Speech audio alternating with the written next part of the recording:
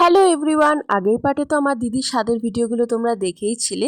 তো আজকে শেয়ার করব সমস্ত রিচুয়ালসগুলো। আর এখন এখানে সবাই মোটামুটি এসে গেছে আর দিদিও বসে গেছে অনুষ্ঠানের জন্য। তারপর প্রথমে যা যা রিচুয়ালস থাকে সেগুলো হলো, আর তারপরে খাবার দাবার বাড়া হচ্ছে যেগুলো রান্না করা হয়েছিল। আর খাবারের মেনুতে ছিল ভাত, পোলাও, 5 রকমের ভাজা, মাছের মাথা দিয়ে ডাল, এঁচোড় চিংড়ি, কাতলা মাছ, পাবদা মাছ, মিষ্টি, ফল, সমস্ত কিছু। আর চকলেট চিপসও দেওয়া হয়েছিল। তো এরপর শুরু হলো সব আশীর্বাদ পর্ব। সবাই একে একে ওকে আশীর্বাদ করছিল। আর বাঙালিদের তো প্রত্যেকটা অনুষ্ঠানে প্রচুর রকমের নিয়ম থাকে, তো সাধেও অনেক রকমের নিয়ম ছিল। আর একসাথে সবাই মিলে কোনো অনুষ্ঠান হলে বেশ মজাই হয়। এখানে আন্টি প্রথমে আশীর্বাদ করে নিল, মানে দিদির শাশুড়ি। তারপরে আমার মা আশীর্বাদ করছে। আর সবশেষে একটা নিয়ম আছে, যেটা হচ্ছে দুটো গামলার ভিতরে একটাতে নোড়া আর একটাতে প্রদীপ থাকবে। তো দিদি প্রদীপ ধরেছিল, কিন্তু আলটিমেটলি দিদির উল্টো হয়ে গিয়েছিল, দিদির ছেলে হয়েছিল।